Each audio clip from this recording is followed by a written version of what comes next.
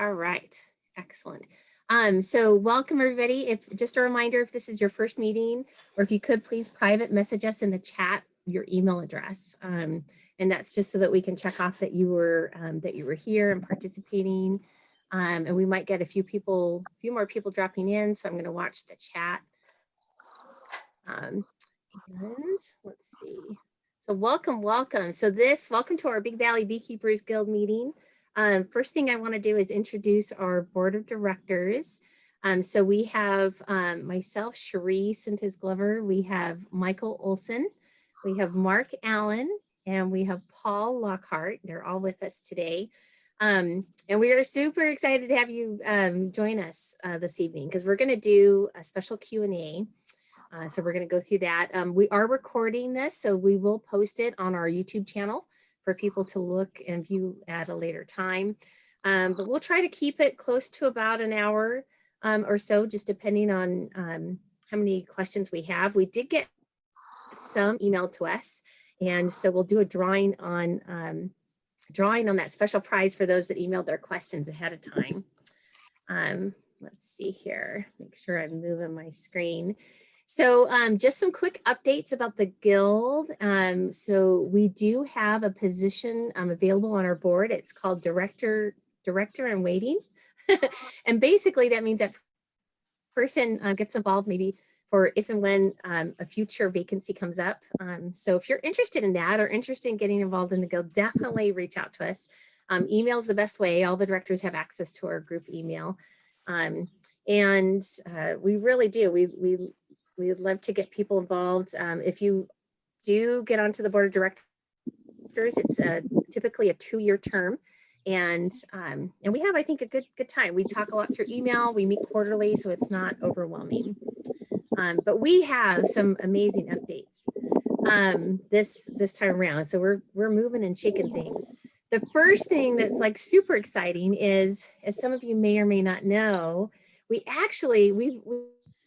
started, this is our 3rd year, and we've grown to the point to where we are ready to start accepting memberships. The reason this is important is that, especially in a COVID environment, we realize that there's expenses, right? Especially as a group grows larger. Our Zoom fees are $15 a month.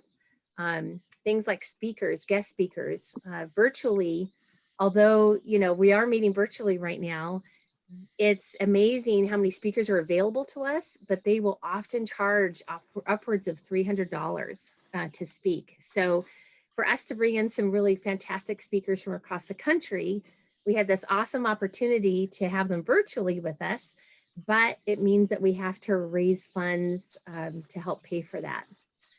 We also want to make sure that we can get future classroom spaces. So, we would love to be able to put on some beginner beekeeping classes and maybe some intermediate classes, maybe starting next year. So being able to charge for a membership and raise those funds will be able to help us pay for things like that.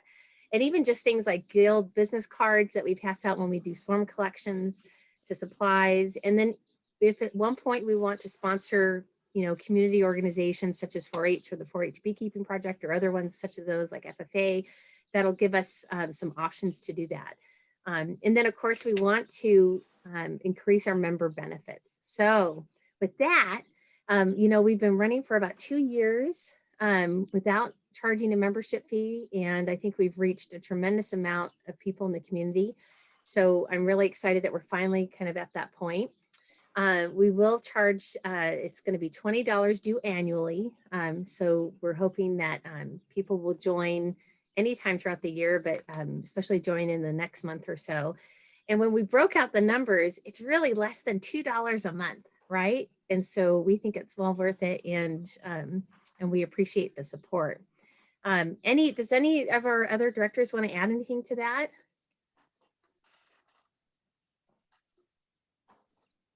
I think you said pretty much everything. I mean, it's really just to be able to present. It's really the Zoom meetings. There is a website that we pay for. That one is the domain, one is the web hosting as well. So I mean, there is kind of just because of the COVID situation, there is just the cost of the Zoom meetings, which is kind of the the paramount thing. But I sort of cut you off, Paul. Apologies. Oh, No, I was just going to mention that there's costs associated with everything, like running a website, paying for the domain name. I know right now currently you're doing the web programming, but let's say in the future, I mean, that there's costs associated with that, even though you're volunteering your time. So, right. at some point, if we have to pay somebody to do it, that's an additional cost. Right. Yep, So that's exactly it. So as we grow, we want to be able to build and offer more, but at the same time, we know that we need some funding. And we've been in contact with other groups, right? Such as the Grass Valley group and the El Dorado group that are kind of close to our size. Well, they're still a bit bigger than we are, but they've all, they kind of were able to share some of their expertise in what they did when they moved to a membership base. And it's just a great way to support what we do and to have great content. And the cool thing is that we've been able to offer, I think, really great content for the past 2.5 years, even in spite of COVID. And we can continue that and keep going towards the future if we're able to generate the funds that we need at this point. So we're really excited. So we've opened a bank account. We officially have a PayPal account, and we've created this awesome link. So I wanted to just run through kind of quickly how to do that. But basically you go to the link, you're able to sign into PayPal. It'll ask you to put in an amount. So you would put in $20. Or if you feel like, hey, I want to contribute a little bit more this year, feel free. We won't turn you down. And then you'll have the option then to either send it as a friend or send it as a business payment. If you send it as a friend, it'll mean that we won't be charged the service fee. So if you can do that, that would be fantastic. That'll save us some money in the long run. And if, for instance, earlier I sponsored my son. So I put in a note. It allows you to put in a note when you pay the fee, and put in there 2021 membership fee and your name. And that way we'll get that through our email account. So we'll share this as well on the on our Facebook group and our page too, for those that would like to join. We really have, I think we have almost 160 people, maybe even a little bit more than that now in our private group. So we figured out that if at least half of those join as members, that's going to put us in a fantastic spot for the remainder of the year. So really, really fantastic news. Does anybody have any questions about that or about the memberships? Oh, yes. And yes, Justin, we'll definitely email the link, and I will post it right now too in the chat. How's that? Oops, wait. Okay, I'll do that when we're talking. All right. Any questions? Any comments? All right. We're super excited. Okay. All right. Awesome. So the next thing is, as you know, we've been really searching for a new location, and we've been trying to get, connections through our Facebook page, maybe finding out if there's a lodge member or veterans hall, just anything that we can use, because now that COVID restrictions are being lifted and they are, people are able to meet more, maybe with some social distancing or some masks. We've been really searching and just running into dead ends left, right, and center. But we have some super exciting news that's literally like an hour and a half old. So this is hot off the press. Starting May 13th, yay, we have been given permission to use one of the conference rooms for our meetings. This is once a month, 2 hours. And so as of May 13th, we're going to be having a hybrid meeting. And what that means is the Fairfield Inn and Suites in Lodi, that's the brand new hotel that's right across from Costco. Great parking, great location. They've agreed to allow us to meet there in person May 13th, and then also for our June meeting. And then they'll be working on what that needs to look like as for an extended period of time. And they're giving it to us at no cost, at least for now, which is fantastic. Yay, I know, I'm so excited. A beautiful building. So what we'll do is before the next meeting, we'll be able to put, we'll have a limit of 15 people. So our plan is to do two things. Number one is to have a sign-up list so you can reserve your seat if you want to come in person. Just know that we have a limited space of up to 15 people and you'll be required to wear a mask. And of course, you know, we want to make sure everybody's healthy. You know, you shouldn't have been, you know, ill or anything like that recently. And we're going to be broadcasting our meetings via Zoom. So we'll be doing hybrids. So for those that aren't able to make it in person or who can join us virtually, maybe they feel more comfortable that way, they'll still be able to participate.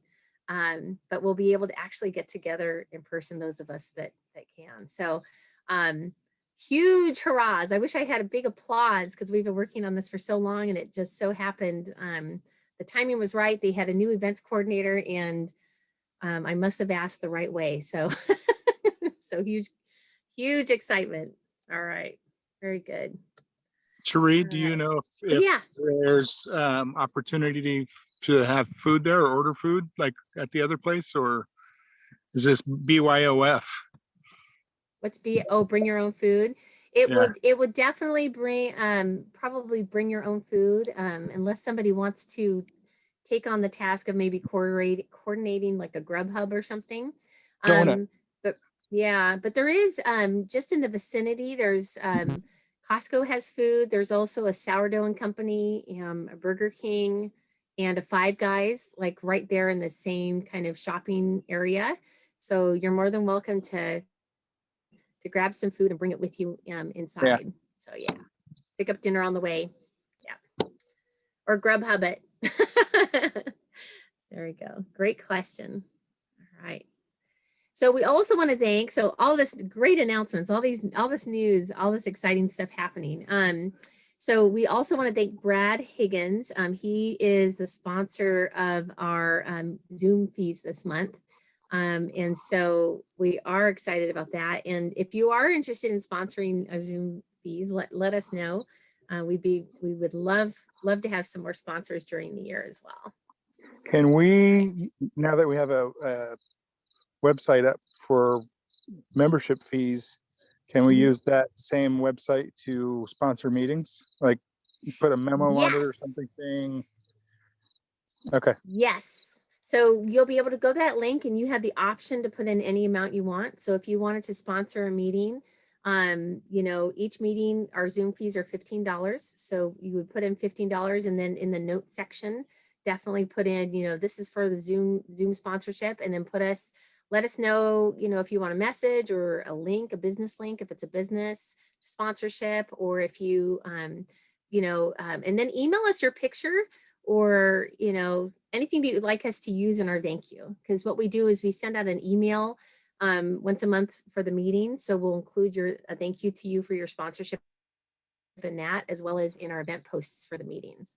So yes, to answer your question in a long way, yes, Paul, you can use that link. And that link, it just gets us started. I know that Michael's working on adding a link to the website as well, but we figured that link would probably be pretty easy to use, at least for now. And if you have any questions or you run into any issues, let us know. Yeah, but we appreciate that.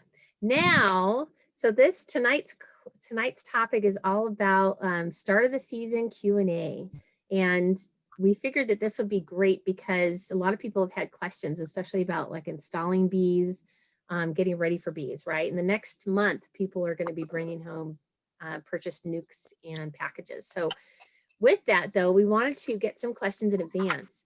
So we had several submissions, and what we decided to do is to give away a bee journal, and it's kind of cool. I actually bought this on Amazon, and I'm donating it for this, and you can't really see it. Kind of, I guess I have to go back like this, but it's the one that's pictured.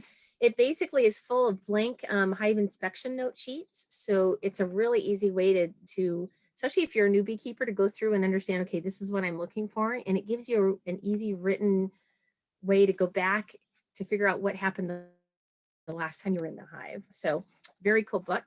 And the winner is There we go. All right. The winner is Melissa Showwater. So I don't know if she's on the call. Is she on the call? Melissa, are you there?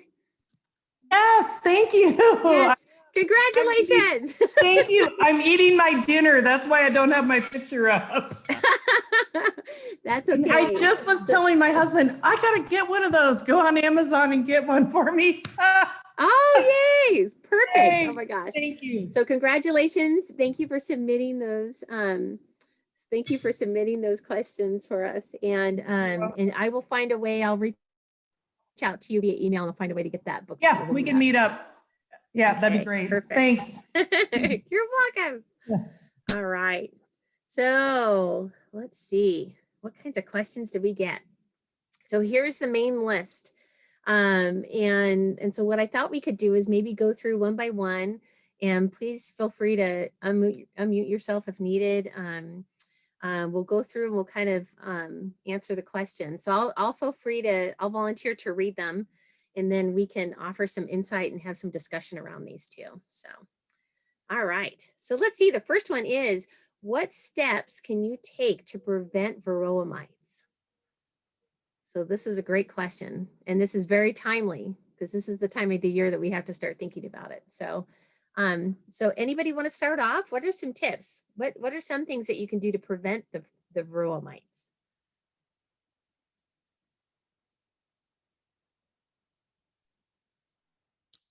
I don't know if you can necessarily prevent Varroa mites. I think that, I mean, the real question probably is, is how do you treat for Varroa, which is a multi-level question depending upon what time of year it is. Do you have honey supers on? Is it hot? I mean, it's a way deeper discussion than that. So but just assume that all hives have some level of Varroa. You can do things like drone trapping, because the Varroa prefer to reproduce in the drone brood. I can't really tell you how effective it is. I mean, it's somewhat, but it's not. It's not gonna make you mite free. You could do, the oxalic acid towels that Randy Oliver came up with. That's kind of a time released something you can put in your hive, and again, it'll help keep the numbers down, but it won't eliminate the mites. Yeah.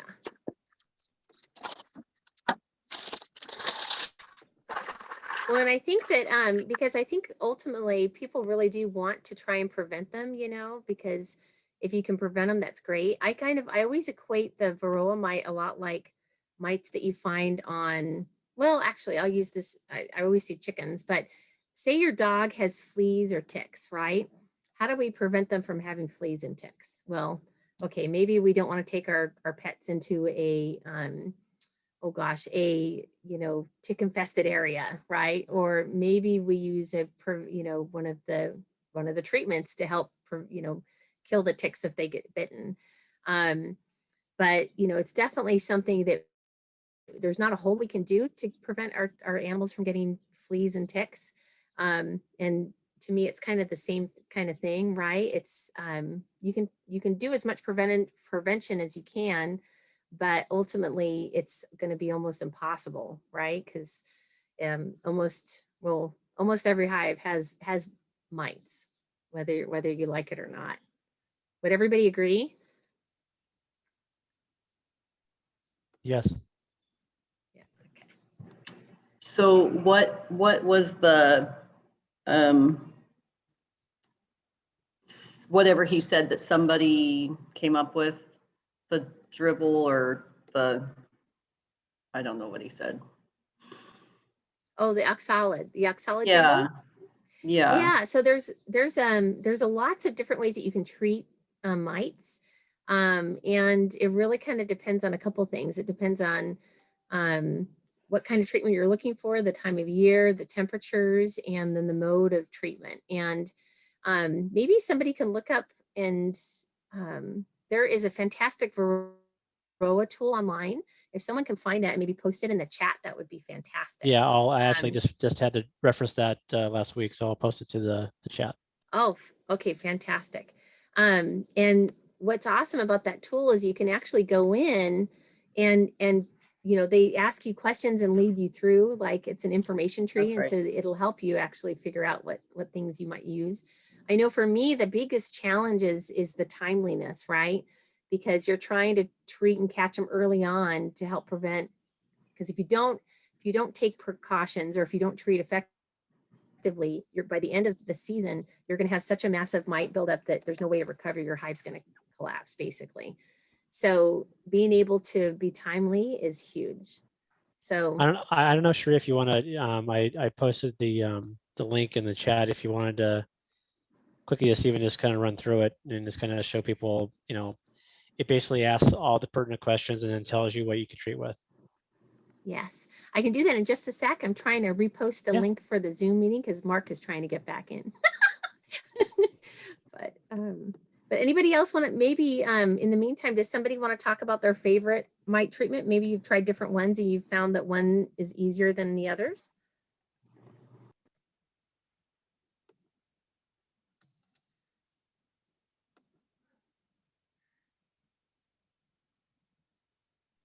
Anybody? I don't know if there's necessarily a favorite. Just kind of it's what you have to use or what is wise to use at the right time. So typically in January when there's less brood, you can do the oxalic dribble. Later on when you have a lot of cap brood and it's the spring and it's cooler weather, you can use the Formic Pro. And then usually after you take off your honey supers, I use the Apiguard. So both Formic Pro and Apiguard are pretty simple. You just basically open up the hives and put them in there. And then you can do oxalic later on in the year in December when you have less cap brood present. So, but that's why that website's really useful because it tells you, it asks you all the questions. It asks you if you have honey supers on because there are certain things you can't use Apiguard when you have honey supers on. And usually the Apiguard is gives you the biggest mite drop. But if you guys go out there to Randy Oliver's site, what he's doing with the oxalic sponges and having them in there all year round, they're getting 0 mite counts from their hives. I mean, that's I'm hoping that gets approved soon because that's basically the silver bullet for everything. Oh, and it would be, we should definitely mention there's scientificbeekeeping.com, or is it .org? If you Google oh, okay, great. Michael will post a link. So they are fantastic. It's a lot of information though. Like I use it as a resource guide and go back to it. But I tend to go back to it several times. But Scientific Beekeeping, Randy Oliver has a great chart that he basically lists out what time of year he treats, but it's based on the foothills. So you have to make some adjustments for that. And I know for me in the valley, it's the heat that always is troublesome because you're looking at that open window of weather to where it doesn't get too hot and it doesn't get too cold, where you can apply certain treatments. And so like I have one hive last week that I went ahead and treated with Formic Pro because I had that weather window where I knew I could treat and treat before it got too warm. So making sure that you're reading through those instructions and plan. You really do have to create your own integrated pest management system or plan. And you begin to see it as a beekeeper, probably, if you're beginning, probably, but it's you begin to realize the importance of that pretty quickly because you can see the toll that the mites have on your bees. But having a plan is really important. Plan out your year and the temperatures in your area, when it tends to be what temps, highs and lows, and then you can kind of create your plan around that. At least that's what I've found has been useful. So, all right, let's see. So any more thoughts on what steps we can do to prevent varroa mites? what I'll do is we'll go through our questions, and then if we have time at the end, we can share screen and go through that site and that Varroa tool. Does that sound good? Okay. All right. Good deal. All right. All right. So we'll go on to the next one. So when do you start using robbing screens? We have a lot of people that have had experience with this. Anybody like to offer some thoughts? My advice And I is, hear a bee. oh, I hear a bee, me. Paul. That's me, and it's right next to my eyeballs. It's interested Oh, in my Guy. headphones I have on. Yes. Oh, we could hear him. Or Maybe I better move a we could little hear further him. away from my hive. um, I'm outside with all my hives. You're multitasking. What's that? What? We The can't hear you, Mark. packages they're in. Let me see if I can. What? Okay, so Paul, what were you gonna say There, how about about robbing that? screens? Okay. That's better. There we go. We can hear you better, Mark. I always have a robbing screen handy. I have mine sitting on top. I have one sitting on top of every single hive. And All there's year gonna come long a or day- when? When do you put them Huh? on? they're When are you right gonna? now. Well, usually end of July. Usually, I'll have them all. I'll have one sitting on top of every single hive, and then you kind of get a feel for when things are starting to dwindle, and you're better off putting them on sooner rather than later.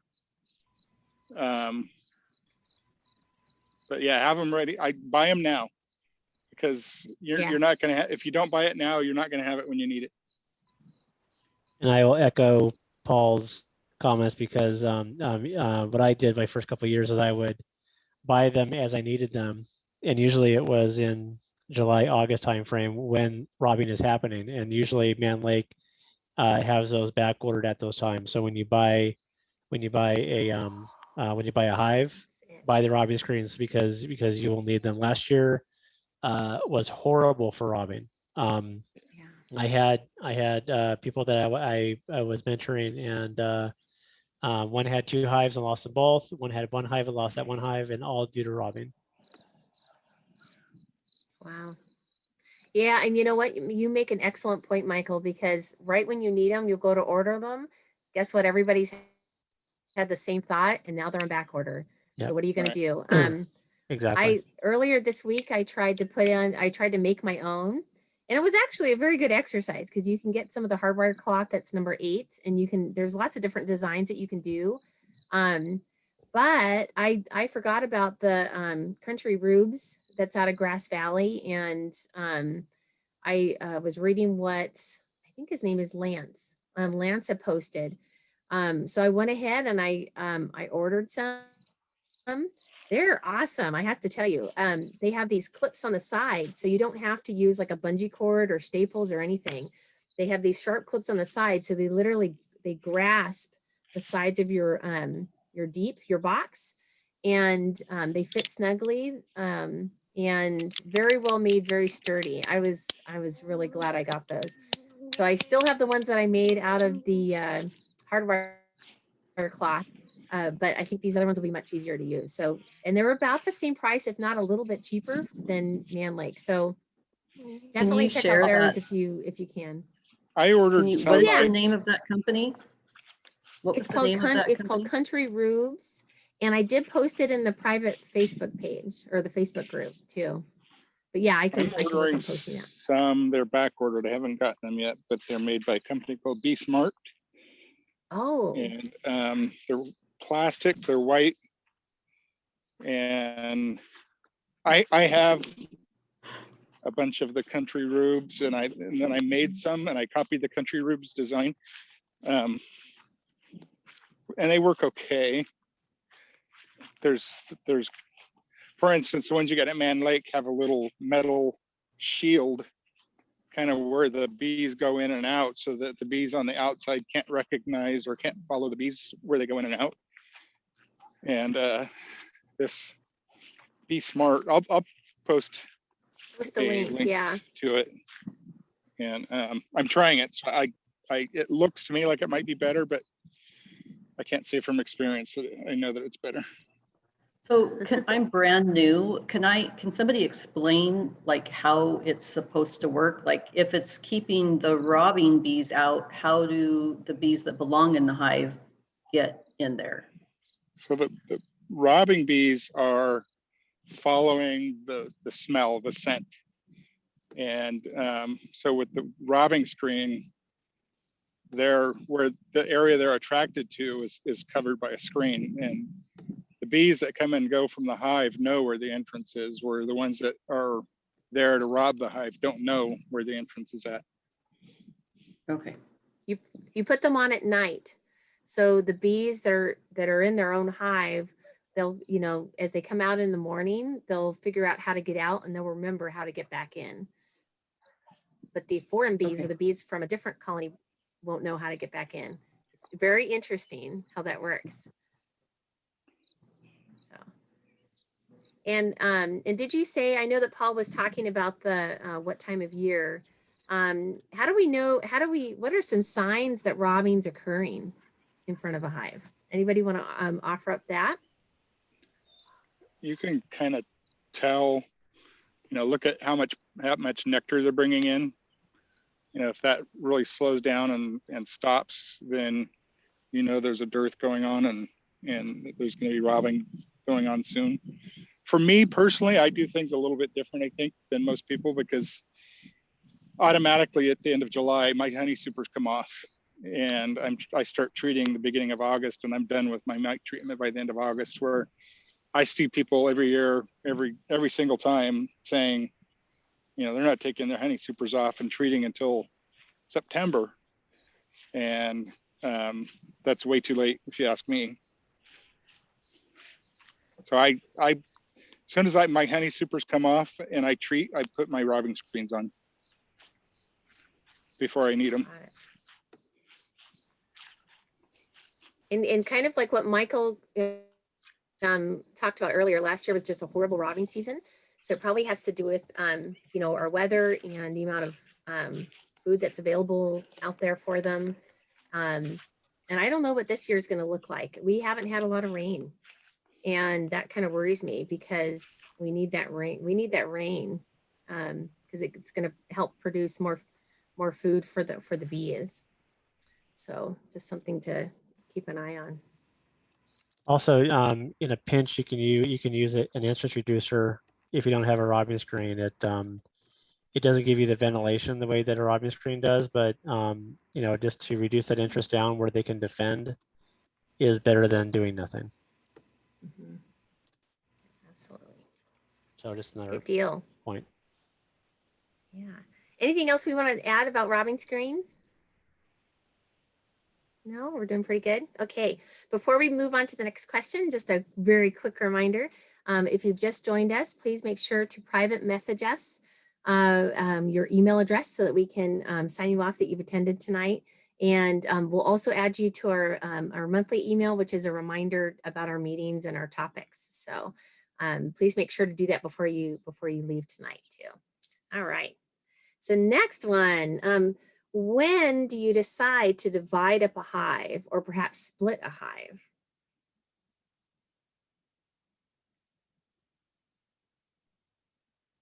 Mark.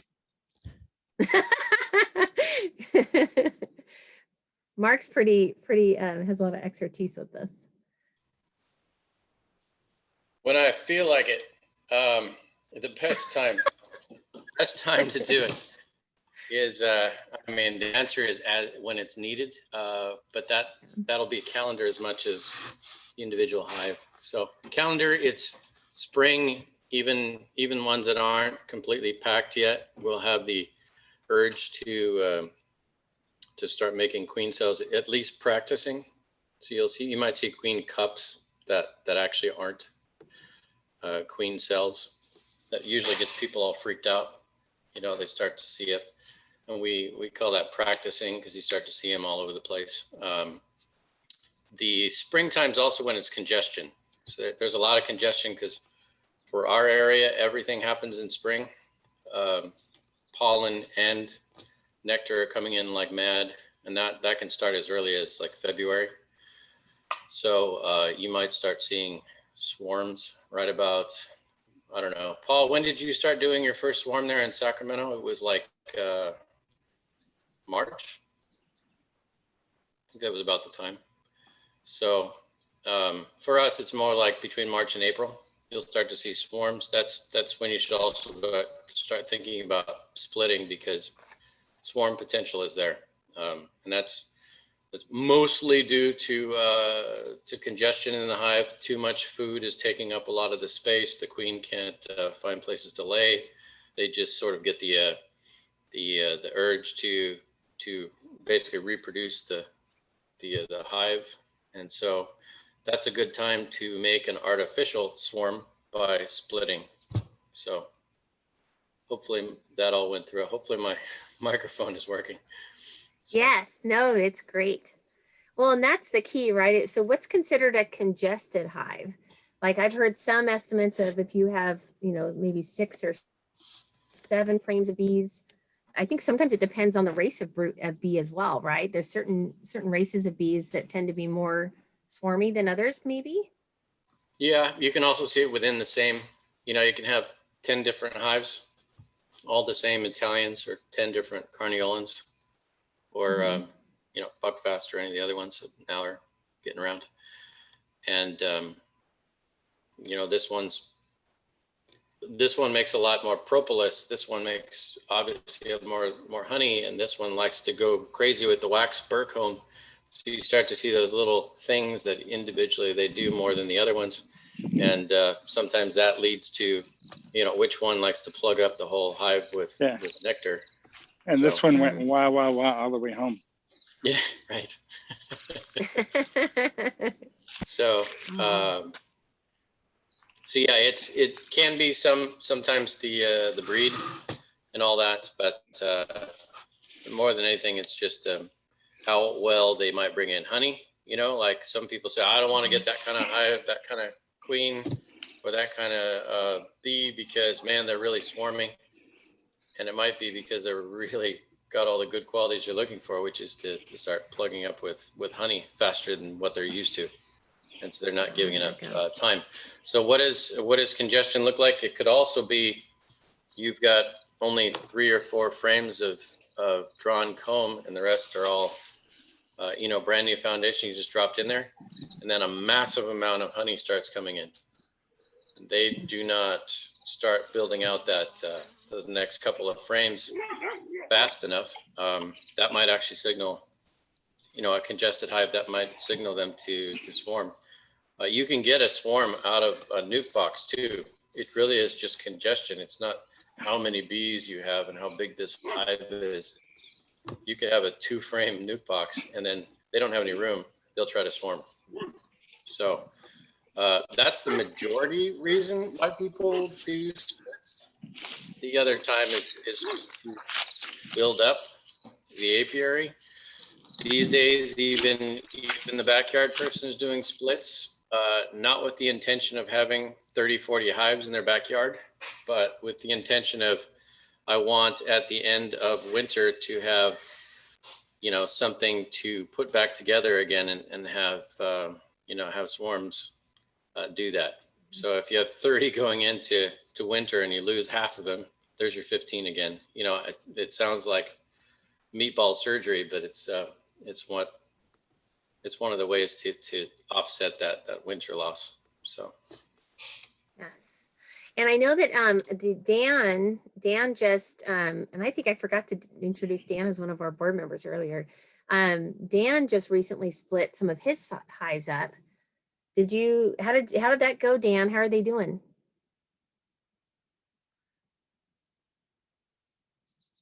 You're on mute. So far it went so good. The hive that I split, I have in almonds. I moved to a friend's almond orchard.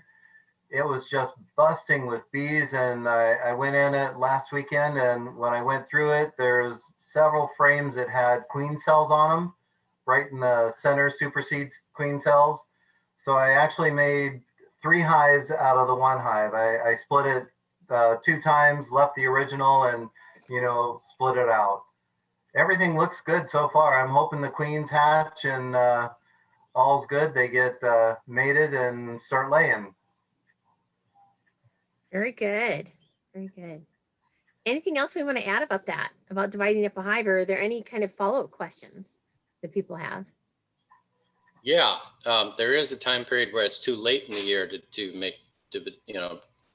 divide up a hive. So you want to give a hive enough time. Sorry, I just had a starburst. Now my mouth is full of juice. I didn't expect that. Okay. I'm like a commercial. Okay. Yes. Late in the year, everybody tries to delusions of grandeur on one thing or another, and sometimes that's trying to make splits well past summer. And while our temperature will allow it, our food is not there. So you're not really giving that, unless you're willing to baby that with every week, you're putting in more syrup. And maybe taking out the old syrup because it fermented and putting in new syrup. I mean, really babying it, it might not be worth it to try to make another division too late into the year. So where that is on a calendar, I don't know, because I'm always pushing that envelope myself. But spring to early summer is realistic. I don't think you should be making divisions of your hive past that, especially if you're new. That's my follow-up to that. Very good. Thank you. Thank you. All right. We'll get on to the next one. So how do you get a swarm in a box other than shaking them? And I know who this question is from. Where's Mr. Ernie? So what are some ways? So if you're catching a swarm, what are some other methods you can do besides shaking them in there? Yeah, they explained that to me some earlier. They're talking about luring them into boxes or putting them close to the box, close to the swarm, and they should go in on their own. So I'll have to try that instead of shaking them next time. Or you pay Mr. Commercial Beekeeper guy $140 and he hands you a box full of bees. That's true. Well, so why wouldn't you? So is the shaking part, are you trying to avoid something by not shaking them, or does it have to do with where the swarm's located? I just figured the cool beekeepers wouldn't shake them, but no. Also, you shake it, and it a lot. So you tend to miss the box and get on the ground, and then they got to crawl back up into the box, So it'd be nice if they went directly into the box. Well, that's one of the benefits of the throne that DW. I don't know if he came up with it, but you use that. Basically, it's a bucket, and you catch them before they hit the ground. And a couple things you can do with that: you bump them into the box, and then dump them into your hive box, or you bump them. And what I do is I take a couple, like we were talking earlier. I told you I take a couple frames and I tie them together, and I'll just drop that in my bucket and bump them. You bump them once, bump them hard, get as many as you can get in there. That queen is looking for a place to go and hide. She wants to get away. She wants to be in a corner or a nook and cranny and be safe. So she'll go hide underneath that frame or in between the two frames. And then wherever she goes, as long as she stays in the box, the rest of the bees will come to the box. I caught a swarm this year where I had on a pole, bumped it and I had the two frames in there, and I lowered it like 2 feet so that all the bees knew where all the other bees went to. And then I waited 5 minutes, lowered it again, waited 5 minutes, lowered it again, and just slowly lowered it so that the bees that were flying could follow it. And then once I got it to a certain level, I took those frames out and I just, turned them upside down and looked through them. And I spotted the queen on the back side of one of them, caught her in a queen clip, dropped that queen clip in my 10 frame deep and dump the rest of the bees on top of her. They all stayed because she's there. And then all the other bees will eventually, by the end of the day, you know, when the sun goes down, they'll all be in the box where the queen's at. Very good. Once you have them in the box, do you lock them in there and then move it to your preferred location? Yeah. I mean, I lock them in there not because I'm afraid of them leaving, but I lock them in there because I'm putting them inside my truck and driving somewhere. Yeah, Thank and you. this is also a good use of a robbing screen. So what I did Tuesday is when I was originally going to like leave the box there and come back at night, but then most of them were in. I just kind of called it good. So I just used a robbing screen and closed all the entrances and used that to lock them in. And then, but I had my dad's truck, so I just put them in the back of the truck. But it is useful to kind of just keep the bees in with the robbing screen. Very Okay, good. I had to find a picture real quick for the folks. The old-timey way of catching a swarm was actually to put a white sheet up to the entrance, and then you just dump it on the white sheet, and they will crawl right into the box. So they're perfectly happy. And I've caught a lot of them that way too, without the sheet, just dumping them right in front, and they'll crawl right in like it's a, you know, like there's a bugler and a marching band taking them in. And so they don't actually have to be dumped right into the box and then closed up and all that. You can actually dump it right in front of the box, right at the entrance. It's easier just to dump it inside and then close it up, and then they'll do the rest. But that's one way you can do it. Sometimes when I don't want to mess with the box, I'll do it that way. In fact, the one at the tree that I just did, what was that, a few days ago? I put the box on my tailgate, which I should have just put it on the ground. And then I just dumped the bees right in front on the tailgate, and they walked in. So they don't mind being dropped on the ground per se, and then going into the box. What does the sheet have to do with that? Is it just a surface for the? Yeah, I think so. It's kind of like a landing ramp. I don't know. You see, that isn't really used anymore. So I think they found it wasn't necessary. You know, like things get around and everybody will say, oh, it's got to be a blue sheet, you know, that kind of thing. And then you realize the sheet wasn't needed. It didn't need to be blue. It's just one of those things people tell somebody else, you know. I think with a sheet or something like that, you know, especially if you're in the grass, the bees don't fall down in the grass, and I don't know. Oh yeah, just a little neater, a little easier. That's right. Well, I do have to share. So earlier this week, I got a call about a swarm on kind of a main.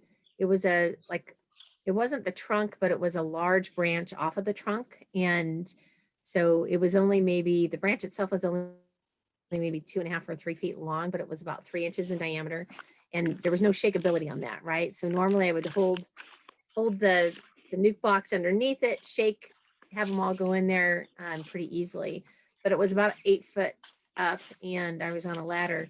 So I initially started to shake, and then only got some of the bees, didn't get the queen. And then I thought, okay, well, I'm just going to lift them with my hands, you know, group them together and put them in. And that worked for a couple minutes. And then I thought, okay, this isn't really very efficient. And it was getting hard to go up and down the ladder with a handful of bees. And it got kind of comical. I was going to videotape it, and then I thought, no. But I started, so I did remember I had a brush in the car. I went in, I thought, okay, I'm going to brush them onto a frame and then lower them down that way. Oh my gosh, no, they did not like the brush. They immediately I got to smell the alarm pheromone and bananas like crazy, and they were not happy. They were anti-brush. So I ended up coming back the next morning, attempted to do the box up on top of the ladder as close to them as I could get them with some lemongrass oil outside. But alas, they were gone. They were like, I'm not having anything to do with this lady because they remembered me. No, it was pretty comical, but the brush, I've never had success with those darn bee brushes. Yeah, So, the trick of the brush is that you think the best way to use it is slow and gentle. Oh, they hate that. They hate that something awful. yes. If you do it quick like this, then they work okay. Like the opposite of what you think. I shouldn't be violent with the brush. Then they don't see it as something very hairy, Trying to squish them. you know, attaching on them or getting into the hive, which Yes. brush feels like. You'll see them get into the brush hairs and curl up trying to sting the brush. If you turn around and watch the brush, they go Yeah. nuts. Yeah. That's exactly what happened, because when I looked at the brush closer, there was a couple of bees in there that were dead 'cause they tried Oh, to they sting go the brush. nuts. Yeah. Yeah. So note to self, technique with the brush is very, very important. Yes. Yes. There we go. All right. Yeah, when Anything you use else that, about that brush, go ahead. you got to commit to it. You got to, because you ultimately you're trying to get the queen into your box. So if you know if you take one swipe, you're just getting the bees on the surface, and there's no way you're getting the queen. So with me, when I do it, I try and get as many as I can, and you know I take 4 or 5 swipes at it and get as many in the box as I can, hoping the queen's one of them. Yeah. Yeah. And then Yeah, if this you branch have was that issue that you were talking about, then the bee vacuum, that's where it comes in handy, which generally only people who are out going doing that, but getting the rest off the bark itself or the branch, that's where the bee backs with the package in between to catch them all in. That's it. Yeah. I think I'm going to stick with the easy swarms. Stick with the easy ones. Oh goodness. All right, let's see. Okay, next one. We're going to go to the next question. How long should I feed my bees for? And what about for a new package? So any thoughts? So again, there's multiple reasons why you would feed the bees. So right now, this time of year, generally you're feeding because you're trying to get them to build out comb, and the feeding them a light syrup actually stimulates their wax glands and helps them, gives them the resources to build wax. So when you're, you know, if you're doing double deep supers or nuke box or brood boxes, when all of the frames are drawn out, then you can stop feeding. You want to stop feeding before you put your honey supers on. Got it. Now, during the later in the year, if you feel like your hives are lacking stores to get them through winter, that's when you would feed a heavier syrup, hoping that they store that heavy syrup and use that to get them through winter.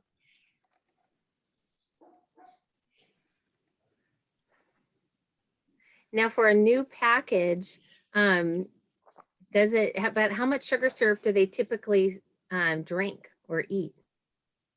Does it vary depending on where you are? Is there kind of a standard? You should plan to have so much feed for a new package available. Any tips or tricks on that? I think it depends on what you're putting the package in. So if you're putting a package into 10 frames of drawn comb, I would imagine you probably put it in a few frames of honey, and then, I mean, I might feed them, but I think that they would kind of take whatever that they thought that they needed. But the real critical thing of feeding the bees sugar syrup is to have them draw comb, because that takes the most energy. So if you're starting with a new package and you have absolutely no drawn comb and there is empty frames, I mean, it's kind of a tough way to go for the newbies, but you need to feed them gallons of sugar syrup for them to draw out that comb. Yeah, package is supposed to be an art. Oh, sorry. It's probably a delay. No, it's okay. Go ahead, Mark. My internet connection is unstable, it just told me. That's weird. Kind of like my sister-in-law. Oh, but so it's supposed to be an artificial swarm is a package, right? But the difference is a swarm will usually I mean, you put a swarm in a box, not feed it, and you'll see that they start building wax like crazy because they're all holding some form of syrup, or what should I say, nectar with them. Whereas what was in that can and the number that actually feeding off of that just to sustain themselves in the package is all that is there. So they don't really hold on to it the same if they're in a package. So when you dump a package in, they don't have tons and tons of resources with them. So usually you want to put in, even if you're using those little front feeders, you can put in a jar of it and watch that level go down really quickly. And then you fill it up again, and that kind of thing. How much should you put in there? Going back to that with a new package really depends on how fast they consume it. With the new package, you are not making honey this year. You're really aggressive if you think you're going to make honey this year. So with a package into a box that has, like Michael said, it's just all foundation. You should really be feeding at least a couple of gallons until they get that filled out, because it takes a lot of energy for them to make wax, and only the young bees can do it. So in a package, there's going to be this drop off of population where there isn't young bees to make wax. So when they get dropped in there, you want to make as much wax as possible, because there's going to be a point where the wax stops for a little while. So I feed like crazy. They will, as long as they take it, I'll keep at it. But if it's taking them a long time to feed it, you want to keep your eye on that too. Because if you have like half a gallon sitting in some sort of feeder somewhere, either on top, inside, or out front, and it doesn't seem to be moving, give it a smell test. If it starts to smell funny, either like vinegar or like alcohol, then you want to dump that and put fresh stuff in.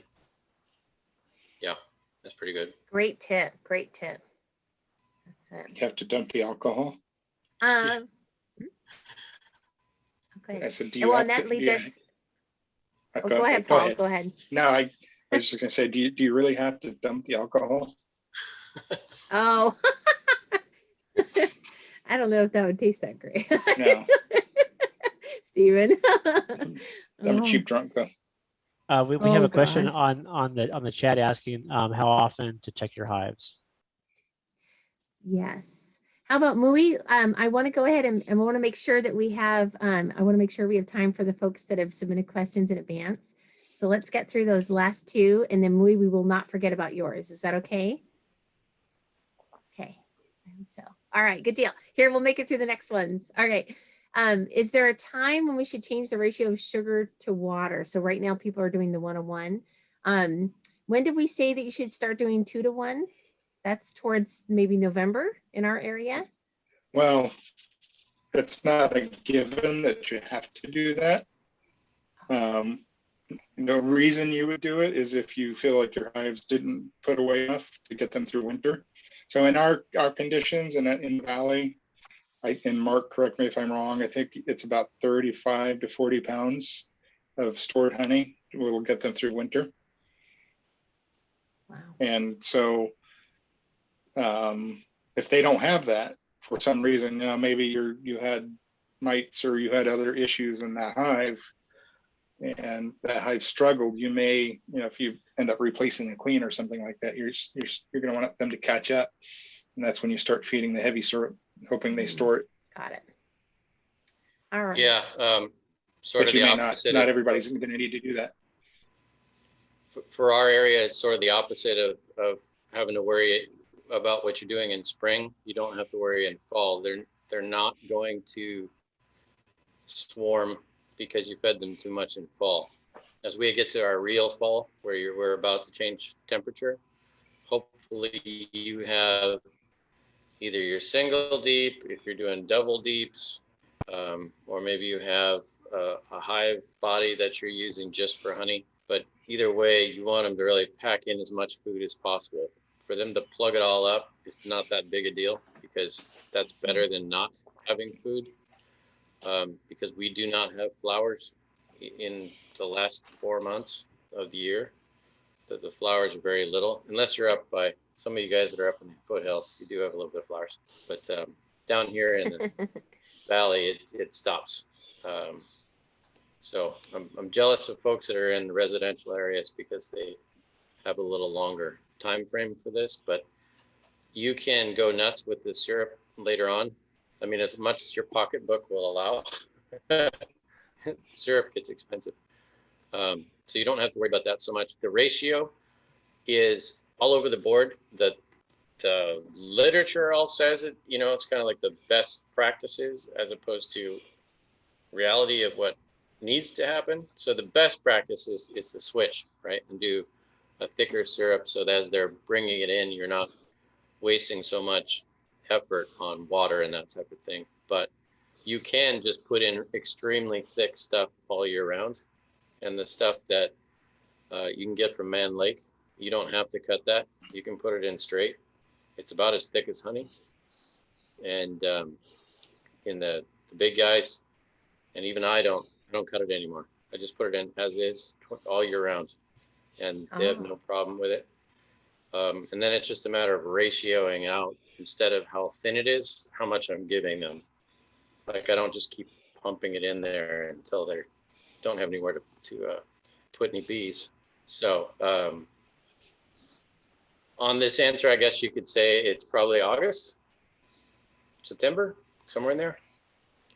But at the same time, you don't have to. So that's the answer. Very good. Thank you, Mark. Thank you. All right, let's see. The last pre-submitted question. I have just caught 2 swarms and have 1 hive from last year. Can I treat for mites now, and with what? This kind of relates to our beginning of our discussion about Varroa mites. But I just, if I catch a swarm, I typically let them get settled for a week or 2, and then I'll do like an oxalate dribble or something along those lines. But that's just my preference. I think most would probably say that you can definitely treat them, just depending on what you're treating with and how many bees you have, right? There's all those mitigating factors which would help you figure out what to use and when and how. So anybody else, any other thoughts about that? If you've caught a swarm, how soon do you normally treat? I do the same thing. I let them get settled in, because, you know, you catch a swarm, if you're not careful, you know, if you're rough with it, or if you're not careful, they could swarm again. So I give them 3 days, 3-4 days to settle in. And then for one of the first things I do is I go in and make sure I have a queen. And if I have a queen, then I do a oxalic acid vapor, or you can do an oxalic acid dribble. Perfect time for oxalic acid, because there's no sealed brood, and oxalic will not work on sealed brood.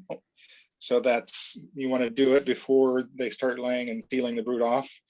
After the brood is sealed, if you need to treat, then I use Formic Pro in the spring. Formic Pro is one of the only treatments that actually penetrate the cappings and treat mites under the cappings. There we go.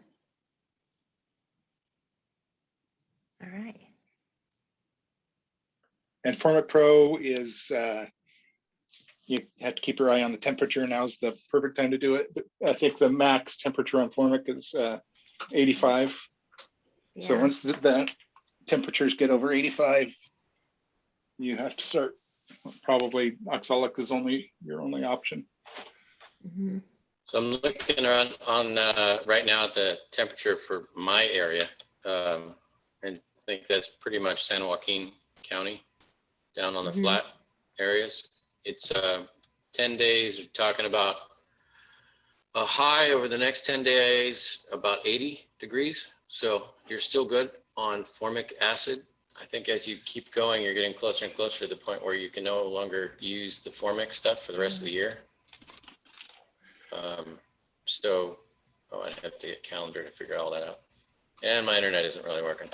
So you can use it right now, but I'd watch out for that high temp. Yeah. if anybody needs any Formic right now, I still have 1, 2, 3, 4. I think I have like 4 or 5 packages. I'm happy to tell you what I paid for it. They're sealed, but they're good through September. So if anybody needs some right away, I'm happy to meet you in Lodi and stuff. In case you want to order it faster. I have a 10-pack as well, and I probably won't use more than 5 of those. So I probably have some extras too. Oh, there we go. How long is it really? Do you truly have to use it by the expiration date? Or is it just slowly kind of dissipates? Yeah, because the matrix that it's on, I guess, starts breaking down, and it releases much faster than it was intended to. That was got it. definitely So it could through do the more old harm than good. the Mite Away quick strips, and the Mite Away before that was a mess. But Right. Oh. Mite Away quick strips, I had them where I had a new package and used some of the old package, and you could tell the difference. This one was like, you know, it looked like normal, and then the old stuff was like holding a jellyfish. It got all sorts of gooey, you know, and that's probably not good for how well it releases over time. Yeah. And that's the whole key with that stuff is if it releases too fast, that's when all of your bees are on the outside or in a tree nearby. And then if it releases really slow, then you just did nothing. So getting the right stuff is all about it. Yeah. And definitely we posted, I think the link is in the chat for the link to that Varroa tool. But before we do that, I want to make sure we get to Mui's question. So how often do you check your hives? So I know for myself, I check it whenever I have a bee chore to do. So I'm probably the most often I'm in a hive might be once a week or every 2 weeks. And it really depends on the time of year. But during most of this time is the busy time, I think for me as a beekeeper, the months of, March, April, maybe a little bit into May. Then, probably by November, December, January, maybe December, January, I'm just leaving them alone. I'm only going in there if I have to. And if day temps are over 55, and I try not to leave the hive open for very long if I'm inspecting it and it's cold.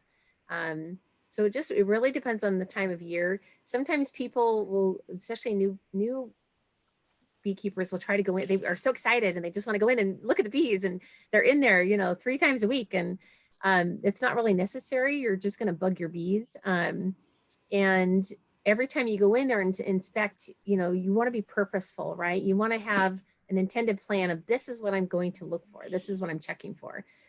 Because each time you go in, especially as a new beekeeper, it's a chance that you might accidentally squish your queen. And unfortunately, that's a common thing that happens. You're a new beekeeper, you're learning how to handle your frames and your bees and your hive, and you accidentally crush your queen, and then it spirals you down another path. So don't go in there every day. That would be my recommendation. How about everybody else? How often do you inspect your bees? If it's now with kind of swarm season and depending upon the hive, I'll go in there once a week, because queen cells will be capped over in about 10 days. So you can avert a lot of swarming issues if you're in there at least once a week.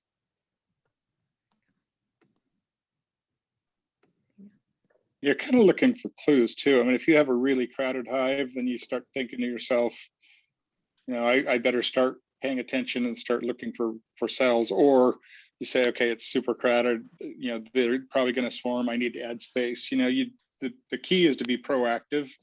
When you see something, recognize it and take steps to prevent it before it happens. You want to try and catch things before they go sideways, because it's a lot easier to be preventative than to have to try and fix something after it already happens. Mm-hmm. I'm always surprised when I read things on these forums, and then somebody will say, well, I was last in my hive in September, so should I go through my hive now?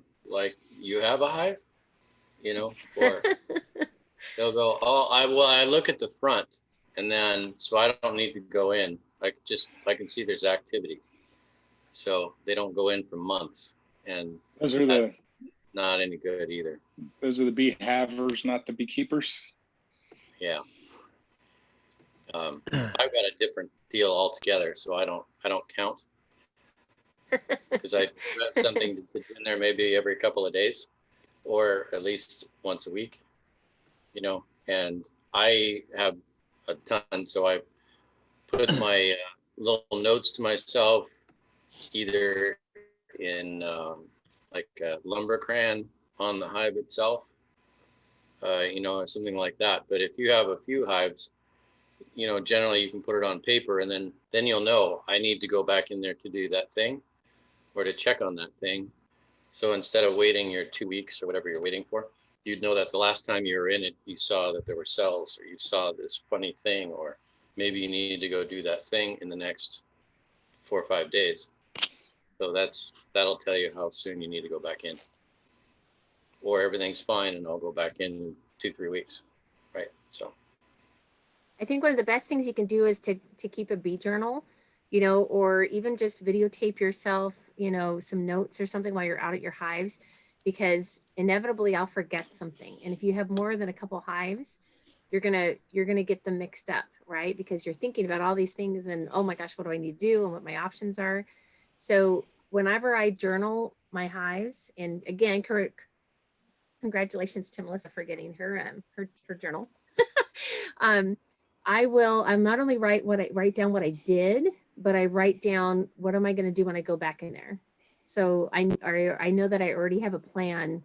Now there's, you know, you may plan something and you're prepared and you bring what you need and you go out to your hives and you may find something completely different. And you may have to end up doing something that you didn't plan on. So just expect that, but at least have an idea. Again, be purposeful in your beekeeping, meaning that when you go into those hives, you know what you're looking for. Maybe your goal is just to look for the queen. Make sure she's in there, she's doing her thing. Maybe your goal is to look for larvae. Maybe you want to see if you know, how they're doing as far as building out certain frames. So just keep that in mind when you go out there. And yes, we had a question that came into the chat by Brandon. He said, what pollen nectar sources are in my area? So San Joaquin Lodi area. And what are the nectar flows?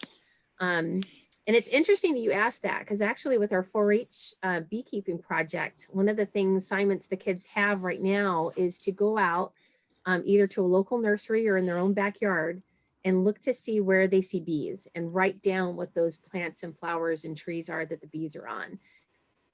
Because I want them to create a calendar that lists out what in their area, what are the bees on during certain times of the year. So it's going to be an ongoing thing that they're working on. So Mark's asked, in the city, residential, or out on a farm? So yeah, our county includes a little bit of everything. So it all depends on where you are. So I know that us out here, I'm out in the country area, in the rural area, and there's some like wild sweet peas right now that the bees were all over like crazy. And also our oak trees out in the front, the bees are all over those. That's at least what I've noticed in my area. How about everybody else? I know at my place, there's almonds really close to me, but those are done. And then after almonds, cherries are blooming. We have some big cherry orchards not less than a mile away from me. Those are coming to an end now. All the orange trees are starting to bloom, and you know, I have my own citrus trees, and my neighbors have them. And you know, you drive throughout the neighborhood, and you'll see citrus everywhere. And so those are just now starting to bloom. And then after citrus, blackberry comes into play, and those are the major ones for me, I think. But then, you know, who knows? That's why they call it wildflower honey, because they go out and take advantage of whatever they find. And you know, in some areas have lots of star thistle. I think that's kind of later summer, but yeah. I don't know if I have a whole lot of that around me. And then, there's weeds in my lawn that make little purple flowers, and I see the bees on those. And so, you have the big hitters like the trees, the fruit trees, but there's lots of little things as well that you just never know. Mhm. Yeah, there's actually a purple weed that grows like a vine, and it's and I mean it's something that you always have to kind of like weed whack and deal with. But talking with Jim Pete about that weed, the weed is called purple vetch, and actually it makes a really light honey. So Oh. there's this dilemma as a beekeeper of, I have a front area that is normally weeds that I need to mow back, because if I don't, turkeys will nest in there, and I don't want the turkeys. But at the same time, I'm mowing over purple vetch and other things, and but I will mow around dandelions and leave those out there, so that way the bees have those. But yeah, the purple vetch thing was interesting. So Will Yeah, you, there's- Michael, will you post a picture of that purple vetch on the Facebook page? Yeah. If you have some, that'd be great. Yeah, that vetch is a legume, so it's a lot like clovers and others. So vetch is a protein feed. So you'll see it in a lot of mixes for animal feed. Some vetches though are conversely, they're poisonous to horses. So you won't see them in horse pastures, but you'll see them in other things. Hairy vetch is another name for one of the major ones that's used in feed, and they make great honey because it's pretty much all the legumes do, right? All the Right. clovers and the sweet clovers and a bunch of the other ones. Alfalfa, that also falls into the same realm. Right now, we still have a whole bunch of mustard. So all the different mustards that are still in bloom all over the place, whether it's kind of like my place in the vineyards around here, they all get planted intentionally with mustard. It's good for soil nematodes and things like that. And also it's good green manure when they chop it back in. And so that's a good one right now. And that goes for quite a while for our area. It's probably our earliest one is the mustards. And then a lot of what folks think are dandelion are sow thistle. Looks very similar, taller. And see, vetch, there's a whole bunch of weeds. There's a whole bunch of different weeds that flower right now that are in that realm too. Little purple ones. I get a ton of fillery. I don't know why my place gets a ton of fillery, but it does, and that's got a flower on it. As far as the question, it goes back to what pollen sources and nectar sources. There's a heck of a lot more pollen sources than there are nectar sources around us. In fact, crepe myrtle is a really strange plant because it has two different types of pollen on the tree. They have one that's just offered up to pollinators. That's its whole purpose. It actually doesn't do any reproductive work at all. It's just food for pollinators. And so crepe myrtle is a huge pollen source. It doesn't do much on the nectar, but it does there. There are some plants that people are planting later in the summer. Like sunflower is a good example. It's terrible pollen. It's like junk food, but it does offer a little bit of nectar when other people are looking for a nectar source. So What about bottle brush? I see bees on bottle brush, but I thought bottle I brush, heard that. man, if I can do, if I could ring my whole place with bottle brush, that stuff's awesome. That's kind of like lavender where it just blooms and blooms and blooms. Yeah. So that's a great one. So I I just want to make sure to, Oh, I had one more. So up your way. oh yeah, probably, go for it. Go for it. There's probably one that goes up your way, Cherie, and Michael is Ceanothus, because it's kind of a scrub brush type plant. But I just bought a whole bunch of them from my place, and so I'm putting that out there too. It's a really pretty blue flower. It's like California lilac is one of the names that are thrown on it, but Ceanothus is the name of the plant. That's another one. So sorry, Oh, that's awesome. No, it's okay. I wanted to mention that a big thing right now is water for your bees.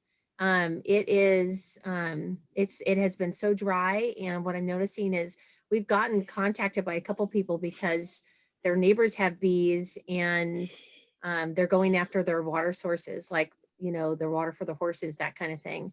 So make sure that you, if you're a beekeeper, you should be responsible for sure that you have water for your bees. And there's lots of different ways to do it. I'm watching our time a little bit, so we'll have to wrap up in a little bit, but we can definitely continue the conversation on different types of water resources, buckets, systems for your bees, maybe on our Facebook group page. So, so with that, if it's okay, I'm gonna we want to thank everybody for coming tonight. We're gonna do a quick thing, just going through this Varroa management decision tool. But just a reminder, please, in the next week, please join now that we have an official membership. So we're going to be looking forward to that. And remember that look for the posts so that you can reserve your spot if you want to attend our meeting in person on May 13th at the Fairfield Inn and Suites. We'll be broadcasting the meeting from there, and even though we'll have social distancing, you'll be required to wear a mask in the hotel space. But if you'd like to reserve your seat and come in person, that would be fantastic. So let's see. Anything else? Does the board want anything else before we go through the decision tool? Any other announcements or anything? No, I'm looking. Okay. All right, we'll get started. So this tool, the link, Michael posted the link in the chat, and we can probably post it again in the Facebook group. But basically, you click the get started, and if somebody wants to just, somebody can unmute themselves and just shout it out. We'll go through kind of as if we're that person. So, so can everybody see my screen? I think. Nod for me if you can see it. Or yeah, okay. All right, good deal. Okay, so we're gonna get started. Let me put down my screen a little bit. Okay, so welcome to the Honeybee Health Coalition's Varroa management tool. This is here to help beekeepers stay informed about Varroa management and make decisions on their treatment.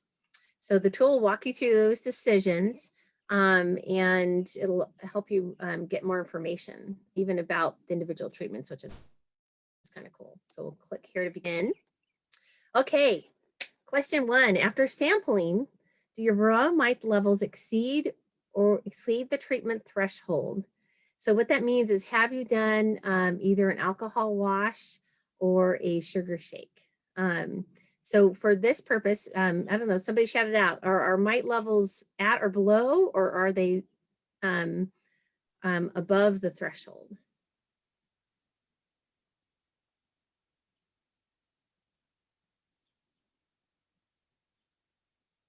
Shout it out, shout it out. Above. Above, okay. Because if you do below, this is going to be like over with very quickly. It's going to be like, oh, okay, done. Okay, yep. Good deal. So are you open to synthetic treatments, or do you prefer a naturally derived treatment? Anybody? Should we go with synthetic or naturally, or both? All natural. All natural. Okay. Only want natural derived. Okay. Do we have brood present? I'm going to say yes. I hope so. Especially this time of year. Okay. Do we have honey supers on? No. We'll say no. Okay. All right.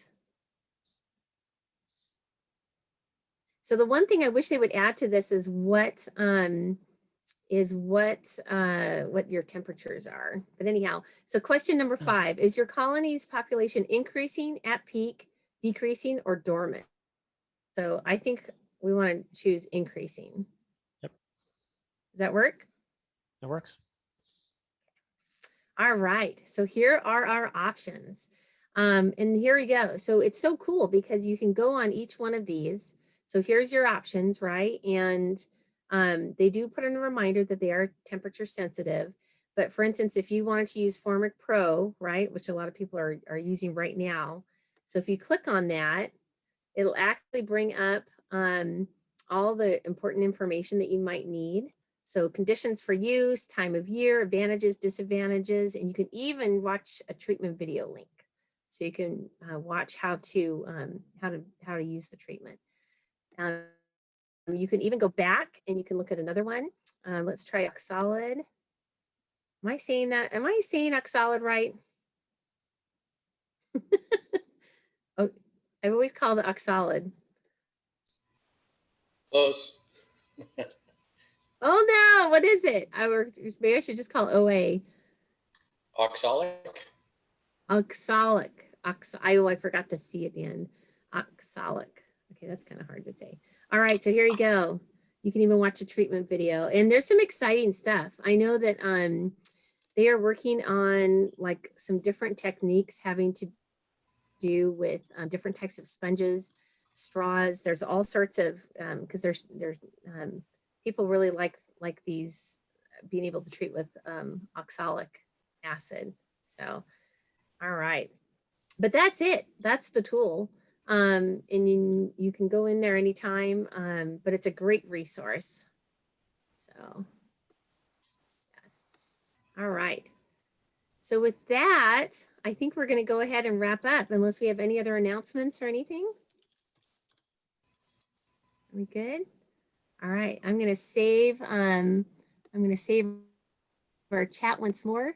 And thanks again, everybody. You can, if you need to reach us, we're at bigvalleybeekeepers@gmail.com. And feel free to post questions on the Facebook page, and you can definitely follow us on Instagram as well. So, all right. Thank you, everybody. Have a great night. All right. Bye. Paul, are you still there? Paul? Hey, Paul, I'm trying to get Paul to get his phone number to buy some Formic Pro from him. Might be gone. Oh, okay. How about send us an email and we can get you connected. Okay, thank you. Bye. All right. Thanks, Ernie. All right. Take care, everybody.